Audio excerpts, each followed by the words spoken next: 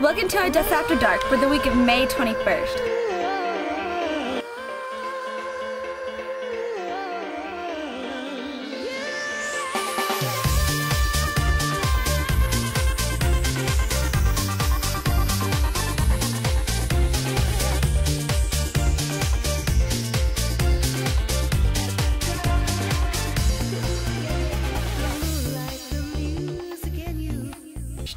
On this show, Herard will have an interview with Alexander Mancha, the Associate Administrator of the Globe. Miranda Sanders and Ryan will continue their investigation into the disappearance of Rene Sanchez with an interview of his wife, Esther. Rene was last seen July of 2008. And finally, I will tell you about some exciting events we have coming up and a special event for our viewers planned June 4th.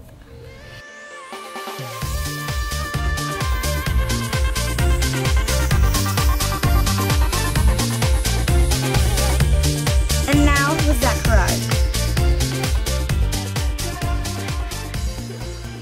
Hello, I'm Herard with Odessa After Dark, and we're here at the Globe Theater with Alex Mancha. I'll just first start off by asking you, what do you do here at the Globe? I am the artist administrator here at the Globe Theater. I also act on stage. What the artist administrator is basically I do marketing, and I've also been taking care of a lot of the financial bookkeeping and things like that as well. So basically I wear many hats. Right. And so currently you're running Romeo and Juliet right now, correct? Yes, sir, we are. It actually opens, we have one public performance on May 19th. We actually finished today a show, and we have 2 shows on Friday. What we do school shows for the region, not just for Odessa or Midland, but we bring people in from Hobbs, which we had a school today. We also bring in people from Presidio and as far as Dallas and Fort Worth that have come and seen Romeo and Juliet. We do it at 9 a.m. and at 1 p.m. Throughout the week, and we have our public performance on May 19th this year. And there's going to be a reception afterwards for Catherine and Anthony, which will last about till 12 to 12:30. And it's basically saying a goodbye to them because it is Anthony's last show that he's directing here. Well, I know I have a daughter. She's in 5th grade.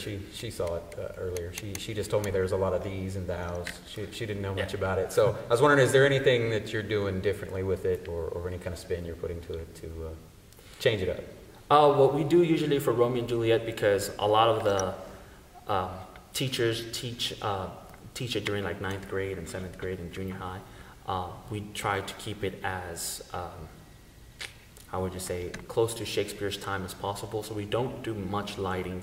We do have a couple of sounds because we don't have an actual orchestra that can do the sounds.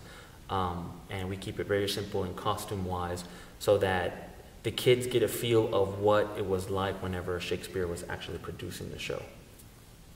So, but there has been years to where we actually have done it to where it's full costume and there is a lot of lighting design and a lot of sound design, so we're actually thinking of maybe doing that next year just to change it up a little bit. Are there any, after Romeo and Juliet finishes, are there any other, what do you have planned afterwards? We have a show called Whenever It Rains, and that's written by Rick Smith, which is actual local writer that's right now is in San Angelo.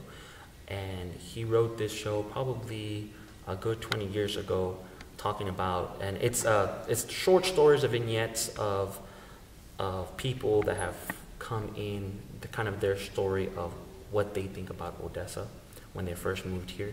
And it's supposed to be funny. There is some music to it. And that's going to be in the end of July and August when it opens. Auditions have already passed. But regarding that, we do have auditions coming up for the Magical Piñata, which is a bilingual show. And the bilingual show will be in September, so close to September and November, so that we can be able to hit the Hispanic Heritage Month. Do you know how old this place is? We incorporated the Globe of the Great Southwest, which is the actual name, in 1955, and the building itself was built in 1968. And we were debt-free when we actually finished building it. Marjorie decided to pay for everything in steps until it opened up. And that was the unique part about this building, is that when we did open, we owe no money to any building cost or anything like that. The building belonged to Odessa College, which the Globe Theater of the Great Southwest rents for $1 a year, which is pretty interesting. And this building was actually built before the actual Globe Theater in London. The one in London was built in 1985. So this building is actually more to scale of actual Shakespeare's Globe than the one in London. So a little bit of history there. Part of why I ask is Angela Williamson. She's the head of the Mid-Cities Paranormal Network here around in the Permian Basin, and she was wondering if you knew anything about it being haunted here. Many people say that it's haunted.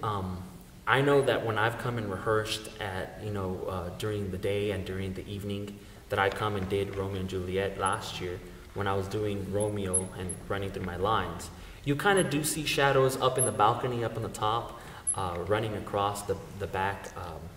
You kind of glance and you're kind of like, no, it's nothing. People have seen things, have heard things when they're coming and cleaning and things like that. What Anthony and Catherine have told us is just an old building and it creaks and it, because it's settling still. And then the wind kind of plays an effect, so you can actually hear it. If you're very quiet, you can hear things, especially on a windy day. So I don't know, maybe it's haunted. A lot of people say that Marjorie comes and gets mad at people and haunts it because with what we're putting on stage. So also, we were wanting to know if at any point did you act in a play where you stood naked on stage singing? Oh yes. Me myself, actually not singing, but I did a show in Dallas at Water Tower Theater, where it's a baseball show, and it's called Take Me Out, and it's about a baseball, and the scene required for it to have a shower on stage, and there was about six of us guys that actually had to go on stage and take the shower, and then the rest of the set is the back lockers. So if you ever see locker rooms, like baseball locker rooms, of course you come out naked and you're in towels and stuff like that. So we actually had to come out naked, all of us, and get dressed on stage live with about 800 to 900 people looking at us while we were doing that. I didn't have it as bad as one of the actors. One of the other actors actually had to do a whole scene naked, walking back and forth, talking to the other actor while he was getting dressed, and he had to walk around naked. So I didn't have it that bad. But yes, I've been on stage naked. Come and audition for Magical Piñata. The auditions will be in late July, right before Whenever It Rains opens. And it's a musical and it's bilingual, so if anybody knows Spanish and English, even if you don't know Spanish, believe me, we can train you in pronouncing some of the words correctly in Spanish, and come and audition. It should be fun, and it's an interesting show about a magical piñata.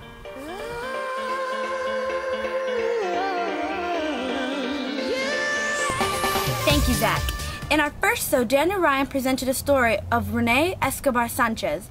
This week, we were the first people able to sit down with his wife, Esther Armenderas, and talk with her about Rene and his disappearance.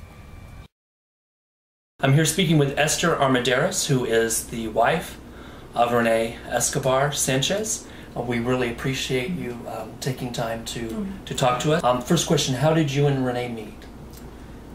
We worked at Walmart together, and that's how we first met. And so, we were overnight stalkers, and yeah, so.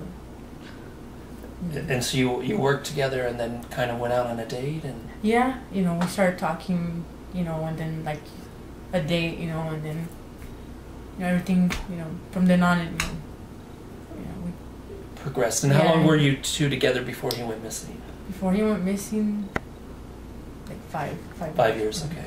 And now, how big is your family? How many children? We have 2 kids together, a daughter who's 7 and a son who's 5. And so does Rene have any other children, or just those 2? He does have 2 other children. As far as their age, and his daughter lives in San Angelo and the son that lives here in Odessa, Texas. But can you describe what happened July 12th? Well, I mean, I remember that day like it was yesterday, you know. It was that Saturday we had, we went shopping, you know, to have a little barbecue, just me, him, and the kids. And, you know, we went to the store and everything. We came home and it was, you know, everything was going good, you know. And, you know, he cooked the barbecue and everything. And then that's, well, pretty much, you know, a friend of his stopped by, you know, and then left. And we came inside and then he went back outside, you know, to go. He just sat in the garage to just have a few beers, you know. And that's the last time that I saw him was, you know. Okay, now when he was in the garage, you were, and the kids were in the house? Yeah. Mm-hmm. Okay, so what were you doing? Well, the kids, they had went to sleep, and well, I went to sleep also, you know, but I think I had woke up at like 2 o'clock in the morning, and I looked out through this window and you could see the garage light on, so I assumed that he was, you know, still out there. So I didn't go out there or anything, and then I went and laid back down, and then I noticed that, you know, 6 o'clock in the morning came, I noticed that he hadn't came inside at all, you know. And that's when I went out to the garage and he wasn't, you know, I mean, he wasn't there, you know, and I was just like, you know, this is, you know, it's weird, you know, but I was thinking maybe he went with a friend, you know, or something, you know, and he's gonna come back, but no, you know, but that was the last time I saw him, was that night, you know. And you said at the barbecue was just the 2 kids, you and Rene, mm-hmm. and then a friend stopped by? Mm-hmm. Okay. Yeah. And did the friend take part in the barbecue or just? No, he stopped by for a few minutes and he didn't stay that long, you know, but he had told Rene that he would be back, you know. I was thinking, you know, when I didn't see Rene back there, I was thinking maybe that friend came and maybe they picked him up, you know, and he's with him or something, you know. That's the first person that, you know, came to mind, you know, was to call him, you know, and ask him, you know, if, you know, about it. But I mean, eventually I did, you know, we did get a hold of him, but he said, you know, that he did come back over here, but everything, you know, I guess he must have came back over here when we had came inside, because I turned off all the lights out there. And he said he did come back, but nobody was outside, so he just went home. And what, did he remember what time? He said about, I can't remember what time that he said, but I know around the last time I saw him was at 11, and his friend was there like maybe about an hour and a half before, you know? Okay. So obviously the police have probably in the last few years talked to him and. Yeah, they from what I know, from what they told me, you know, that they had talked to him, and you know, but I guess they didn't find anything there, you know. But that's okay. In a moment we'll be back with part 2 of our interview with Esther. Thank you again, and here we are back for part 2 of Odessa After Dark, talking with Esther Arzmendez about her missing husband, Rene Escobar Sanchez, correct? When we spoke to Susan Rogers of Crime Stoppers, she was told by the Odessa police that a man named Miguel Venegas had seen Rene later that night. Do you know him? No, I don't. He never from what I really- was told, that was the first time that Rene even met, you know. He never ever came down here, or was never seen by you, really? No, I mean, he wasn't a friend. From what I was told, Rene didn't know him. He just met him, you know, down the street. Right. And that's the first time I ever heard that name, you know. But Rene didn't know the guy. They just happened to meet, you know. That night? Yeah. Okay.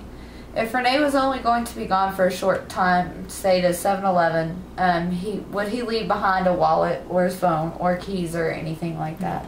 Is there a 7-Eleven in walking distance from here? There is, down on Andrews Highway University, but I mean, everything, his wallet, keys, he had his truck if he wanted to, you know. He would have just and why go to a 7-Eleven without a wallet? Mm-hmm. Right.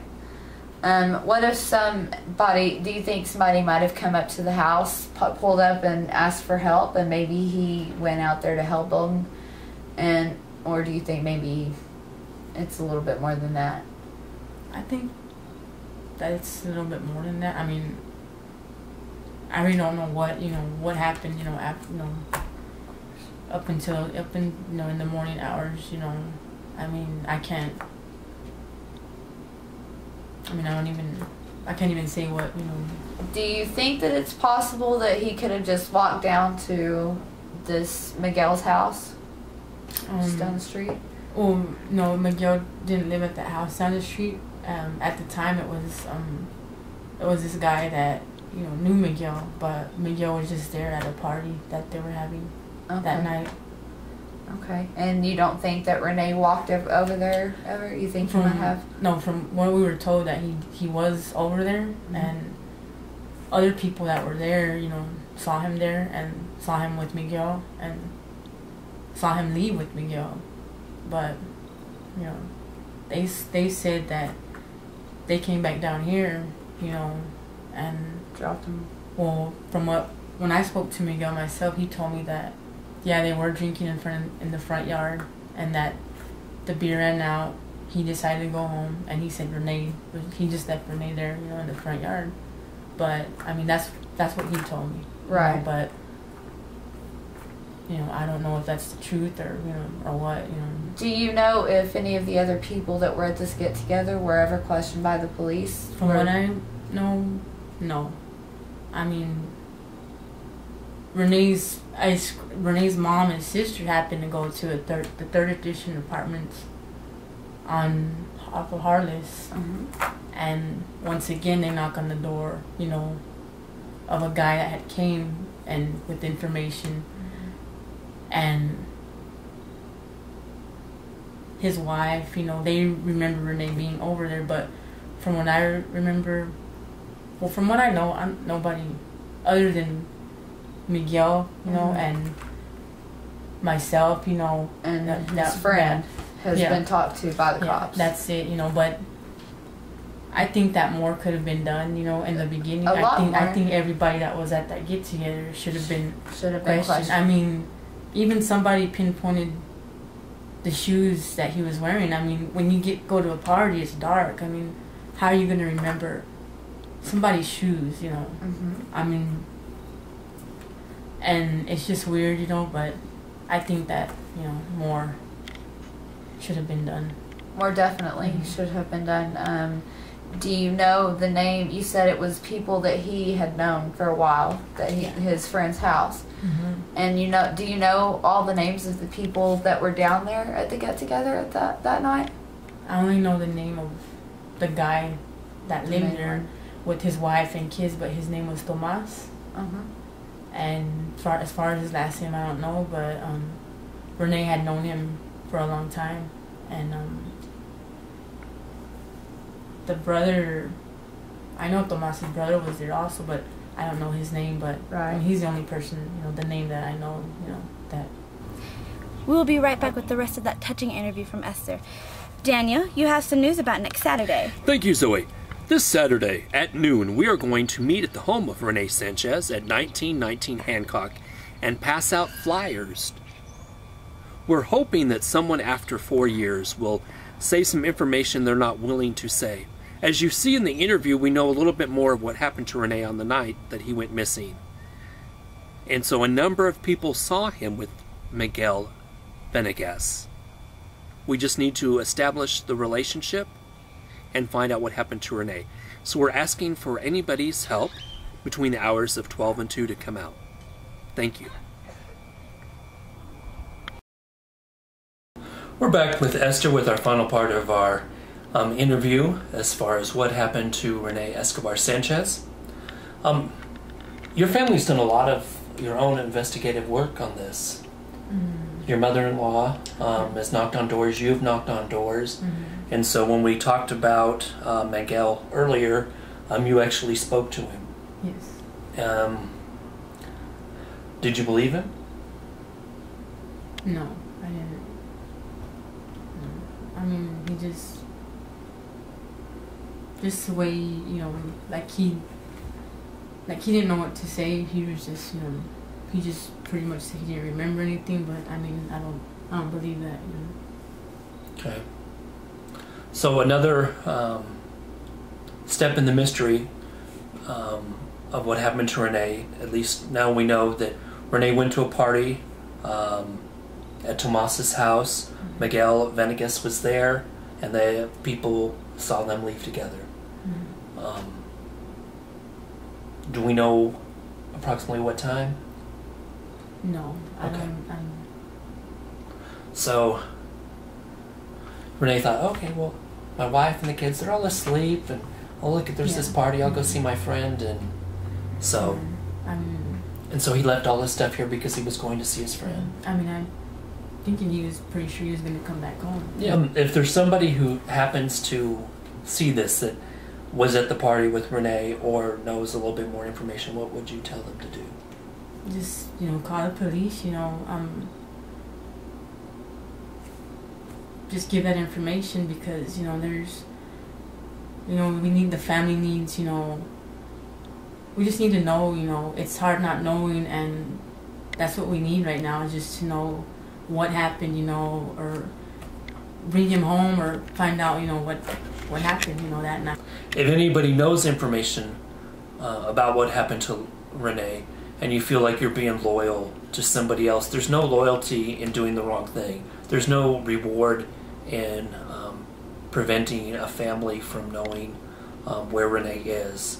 And so even if you have just a small bit of information, please contact Crime Stoppers. You can be anonymous.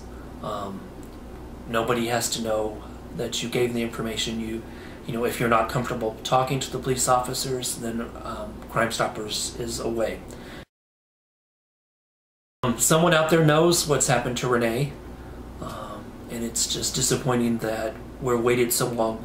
We're coming up, as I said, on 4 years. So let's not make this 5 or 6 years. Let's not drag this out. So please, any information that you have, please contact us, Crime Stoppers, or the Odessa Police Department, and their numbers will follow here closely after this interview. I thank you very much for sitting down with us. And this is Daniel Ryan with Odessa After Dark.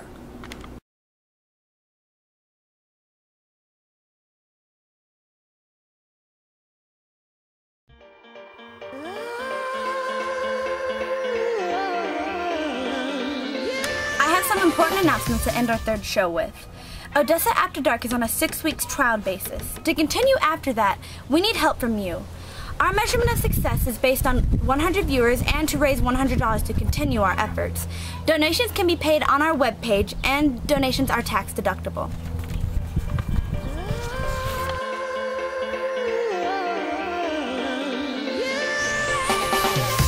We have 2 special events for our viewers. First, we are going to go to Andrews Monday, June 4th to check on some Civil War ghost sightings. We'll be inviting the public to go. We will leave Odessa at 10 p.m. and be back around 12:30 a.m. The ghosts are said to ride across the lake during the nights of the full moon. Fact or fancy? We'll find out. And finally, we are offering discount tickets to a show I will be starring in. The summer version of Music, Mayhem, and Madness, A Salute to British Comedy, will be at the Ector Theater July 6th and 7th, but we will have a special preview performance on Thursday, July 5th. After the performance, the cast, the writer-director, and the producer will do a question and answer with the viewers. This preview will have a pre-sale value of $8 or $10 at the door. Thank you. This is Zoe, and we'll be looking forward to see you next week.